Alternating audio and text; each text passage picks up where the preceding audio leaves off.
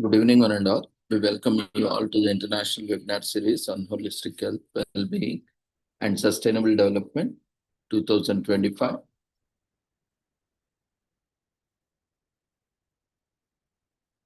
Commemorating Azadi Ka Amrit Mahotsav, nation celebrating 78 years of independence and United Nations Sustainable Development Goals 2015 to 2030 and Viksit Bharat in 2047 as part of awareness and campaigns.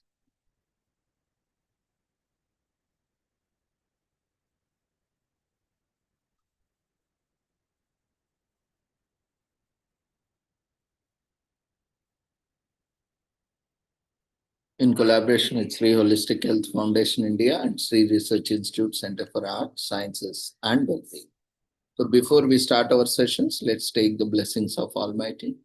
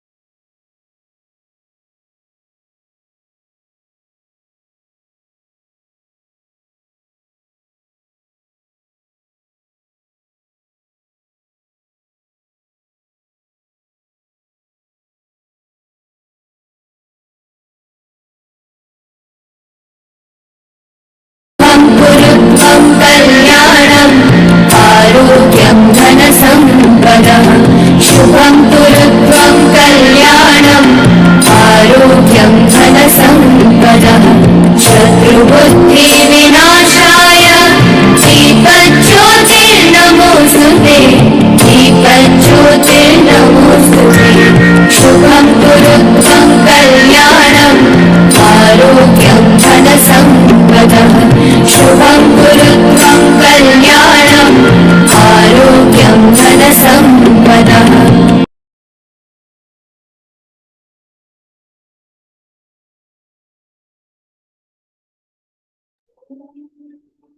With the blessings of Almighty, we shall continue today's commemorations and celebrations. Today is commemorated as International Day of Commemoration and Dignity of the Victims of the Crime of Genocide and of the Prevention of this Crime on 9th December every year.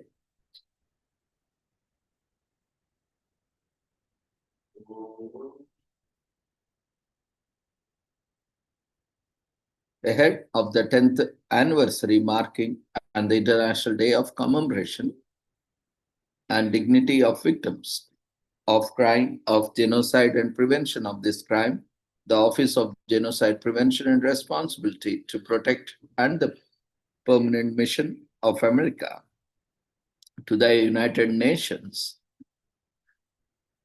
and various other organizations are organizing various events on this occasion. Early warning, early action for genocide and atrocity prevention, strengthening global partnerships.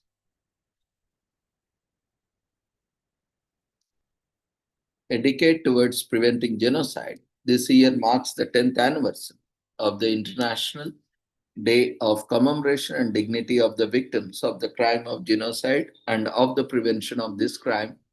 And in September of 2025, the United Nations General Assembly adopted the resolution 79 by 328, expressing concern that despite the efforts of international community, many thousands of innocent human beings continue to be victims of genocide. The resolution reiterated the responsibility of each individual state to protect its population from genocide, which entails the prevention of such a crime, including incitement to it through appropriate and necessary means, and that fighting impunity for the crime of genocide is an important factor in its prevention.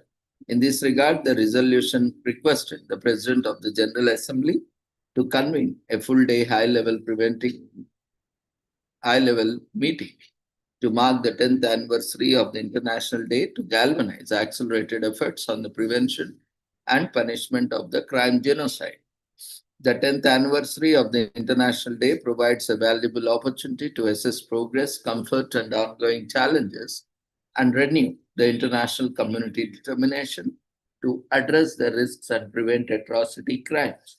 It is an occasion for its member states and stakeholders to reaffirm their commitment to the human rights international frameworks, strengthen multilateral cooperation, and tackle emerging threats through education, robust early warning systems, and the effective implementation of international law. The full day high level meeting of the General Assembly will provide a critical platform for member states, international organizations, civil society, and other stakeholders to engage in a dialogue on the prevention and punishment of genocide and to reflect on their own commitments. The need to invest in genocide prevention, as envisioned by the Genocide Convention, drafted 77 years ago, remains as relevant as ever.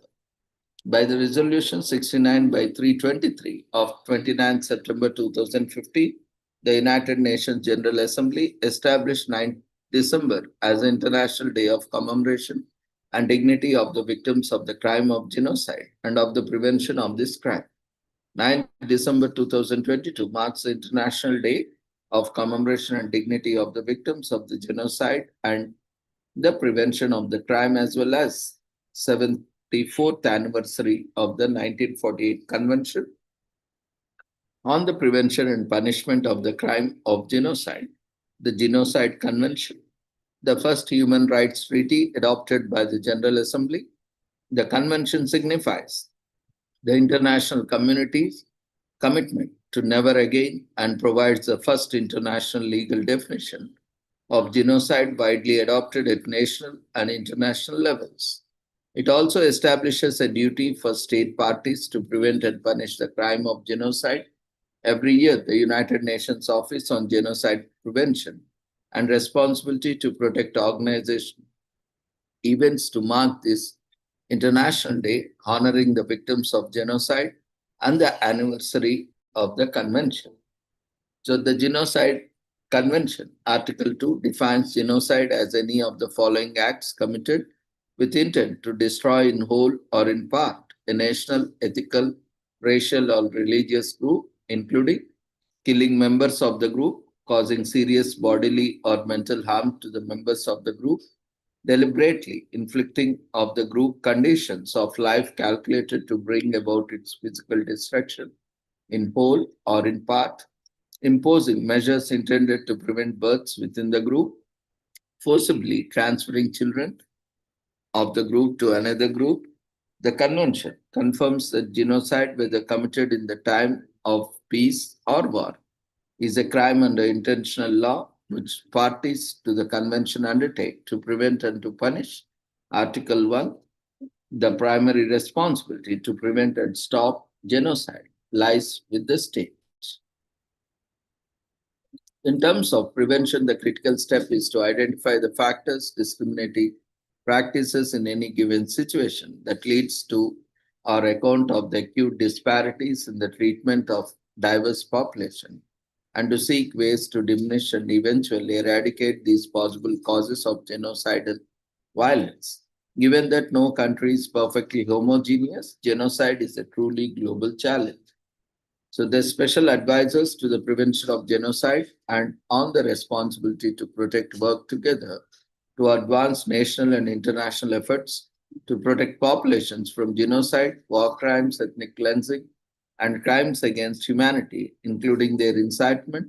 One of their main tasks is to collect information on situations where there may be risk of genocide, war crimes, ethnic cleansing, and crimes against humanity based on the risk factors outlined in the framework of analysis for atrocity crimes. Due to the sensitive nature of their mandate, much of the officers' work remains outside of the public eye.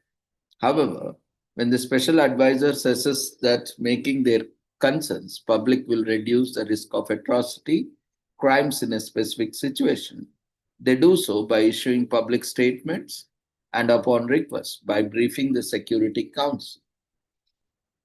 So, Mr. Biani of Zambia was appointed as special advisor for the Secretary General on the prevention of genocide at the Under Secretary General level in August 2025. Bleeker of Switzerland was appointed as special advisor of the Secretary General on the responsibility to protect on 5th March 2024.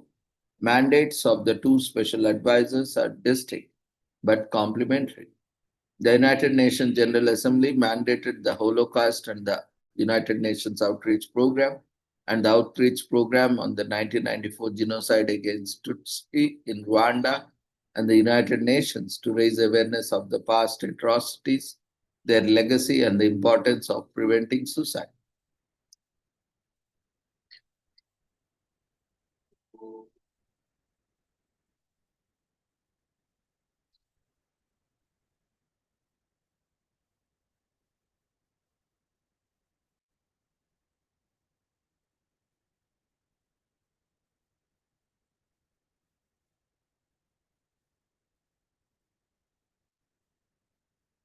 Today is also commemorated as International Anti-Corruption Day on 9th December every year.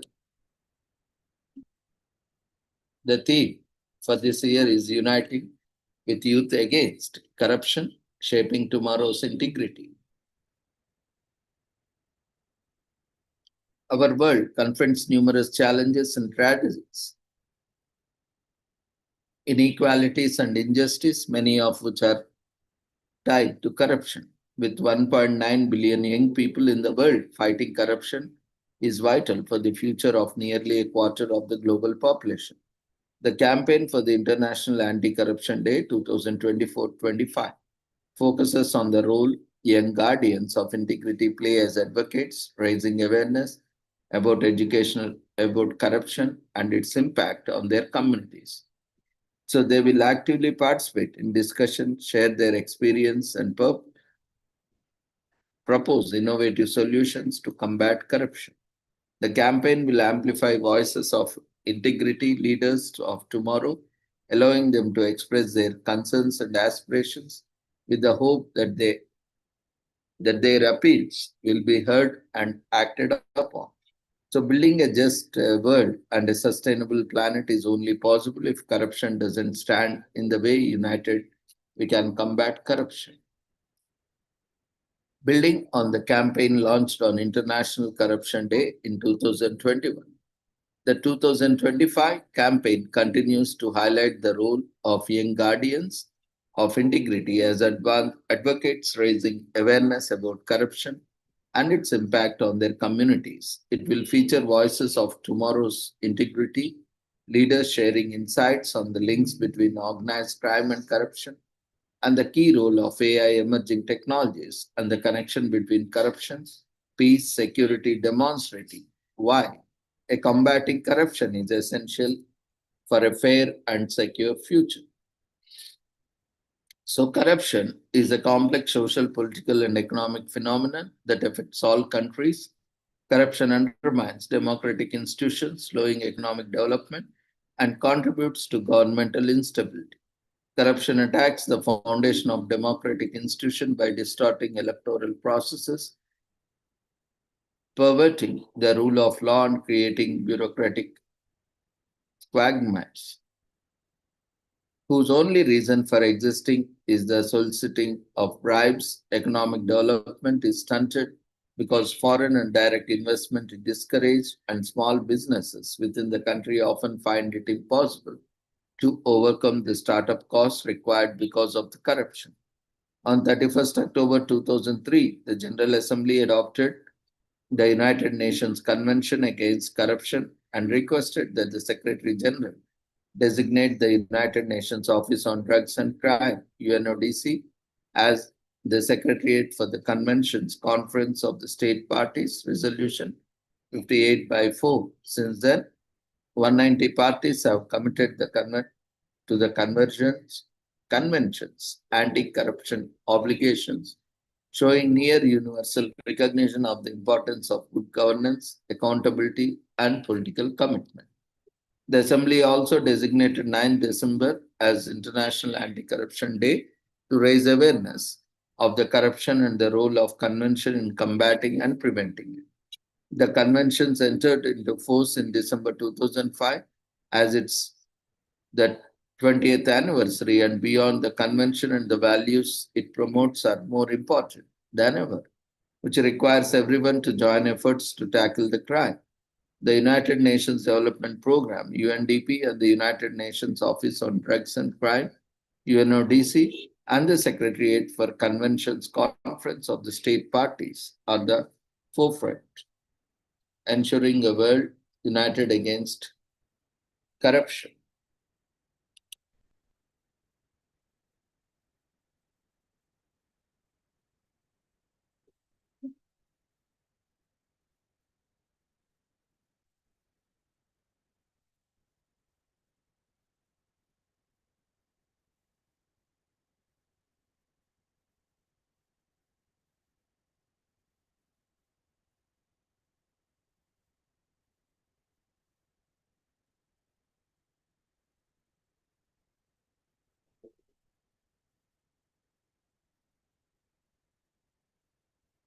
Today is also commemorated as International Day of Veterinary Medicine,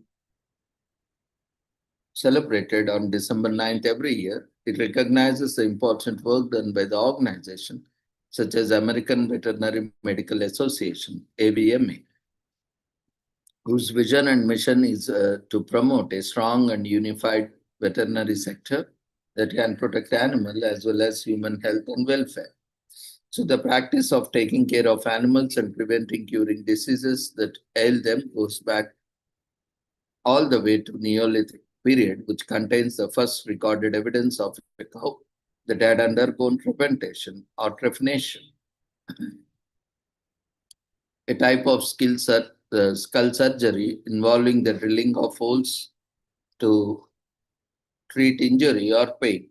Horse doctoring was one of the first organized veterinary professions to emerge in the Arabic world in the 9th century because of the economic and military significance of horses.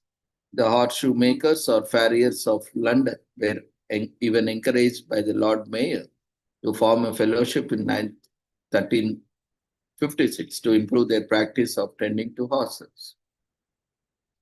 So professionalization efforts in France received a boost after the outbreak of rinderpest among cattle, and the first veterinary school was established in 1762 by Claude Bourglet, who is now a legend in the field. Other societies linked to agriculture and industry also played a vital role in establishing the profession of veterinary care. Veterinary care due to the overlapping interests between the fields. Britain got its first veterinary school in 1790, while America had to wait almost a century more for the first public veterinary college, offering a 4-degree in Iowa State University. According to the latest figures published by the American Veterinary Medical Association,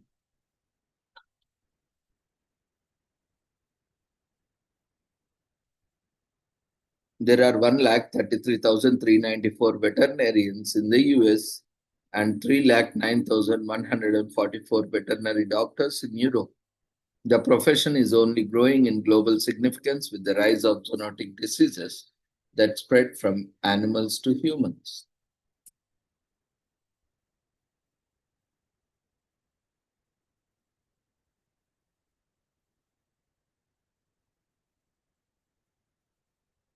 So if you have pets at home but have been neglecting to take them to the pet clinic or hospital on their annual visit, now it's the time to schedule. Once they are examined, vaccinated and groomed for the new year, maybe it's time you to book a health checkup yourself.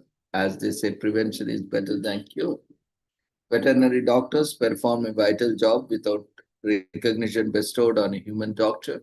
Even if it's not a thankless job, they are definitely thankless than other doctors. So it's not a bad idea to set records straight today.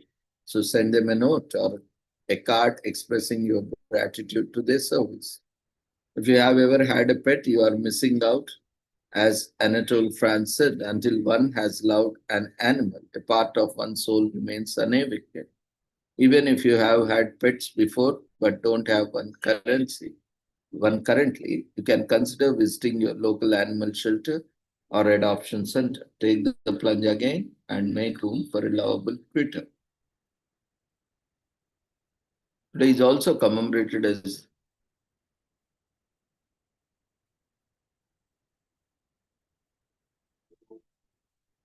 Berglertz.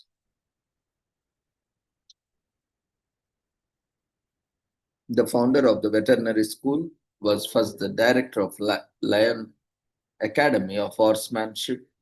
As cows helped cure cervical cancer, as research on cattle diseases led to the development of vaccine against the human papilloma virus, which causes cervical cancer in women. Similarly, a vaccine developed for the poultry sector was also the first anti-cancer vaccine for humans. There are now many studies that have decreased blood pressure, cholesterol, and risk of stroke among families with pet animals as pets improve our health. 60% of emerging diseases among humans are zoonotic or transmitted by animals, especially wild. So many medicinal breakthroughs in the veterinary field have helped improve human healthcare and treatment. Apart from vaccines, even organ transplants were first developed in animal care. And of course, pet animals have great therapeutic abilities. And we need to be more vigilant on animal health, welfare, and engagement.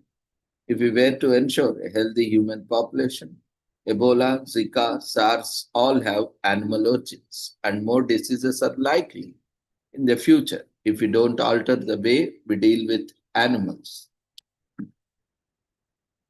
So, despite the clear linkages with the human health, and animal doctors are sidelined in the medical profession and are not seen as equal to medical practitioners focused on humans.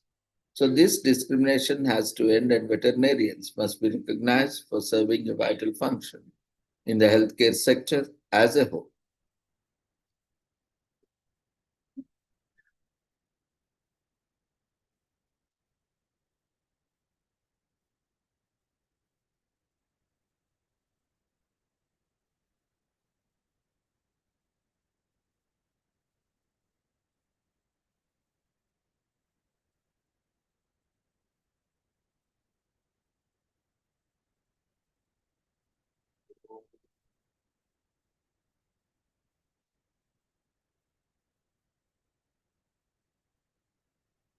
Today is also commemorated as Genocide Prevention Day in Australia on December 19th.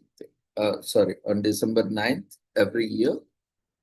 Genocide is a word that refers to the acts of violence perpetrated against members of racial, ethnic, national, or religious group. The goal is to annihilate the entire group. The term genocide became widely used after World War II when the magnitude of the Nazis' regime atrocities against European Jews became apparent.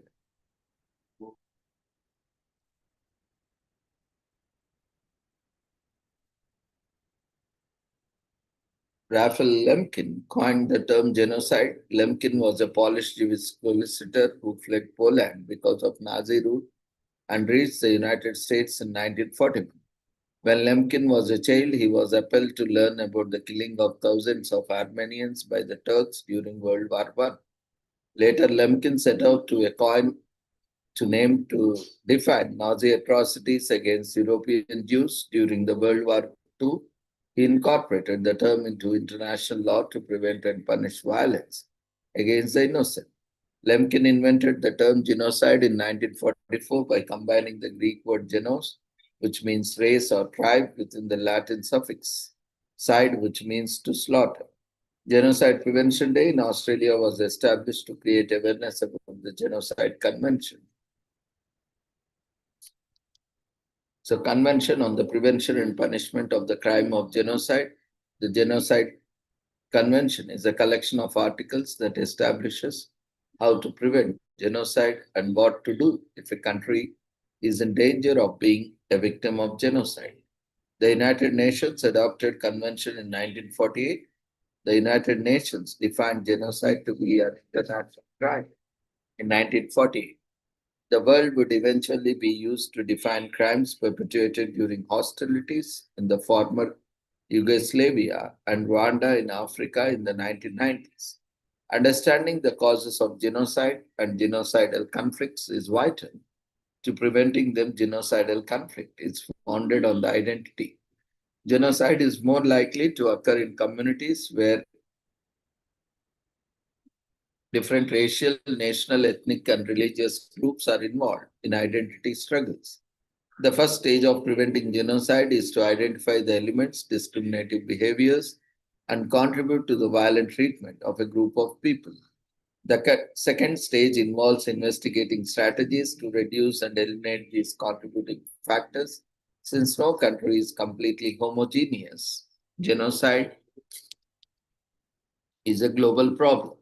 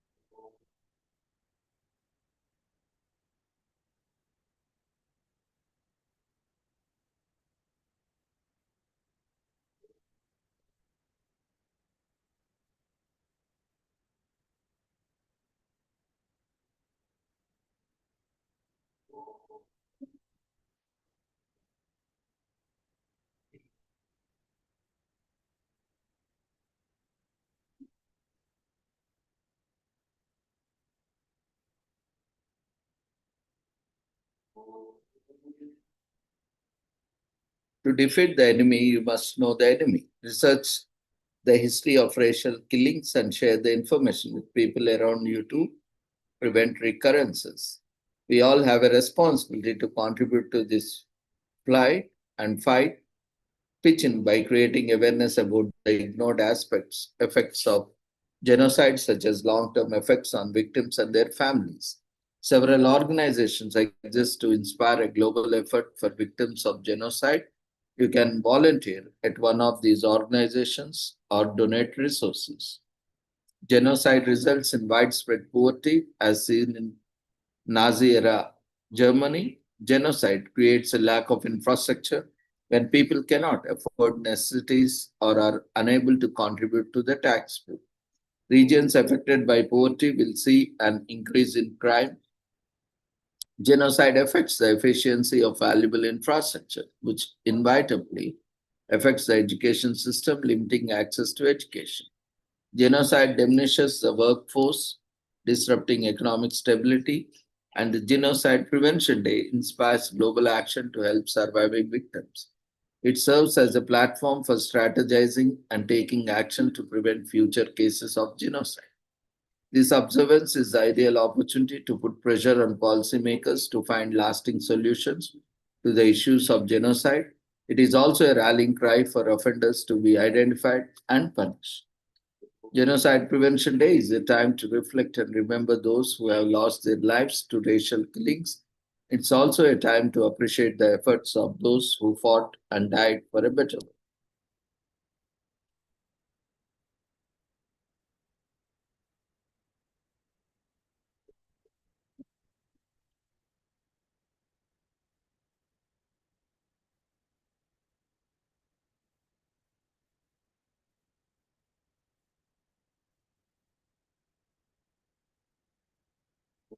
It is also commemorated as Tanzania's Independence Day, which is celebrated on December 9th every year, and 2021 marks the 61st year of the country's independence from Britain, which governed Tanzania in 1960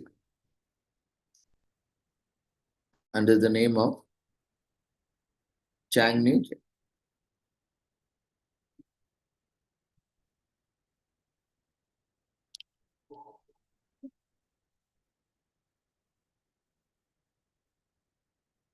Today is also commemorated as Techno Day in US, which is celebrated annually on December 9th, dedicated to celebrating techno and music genre that is growing globally.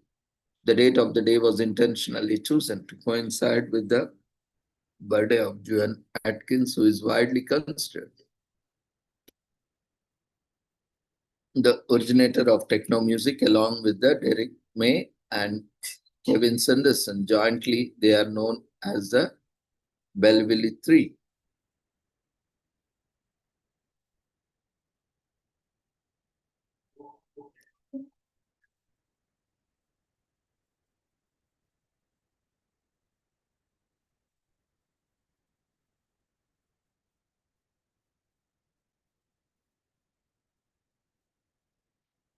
So with this, we shall end today's commemorations. Thank you everyone for joining us.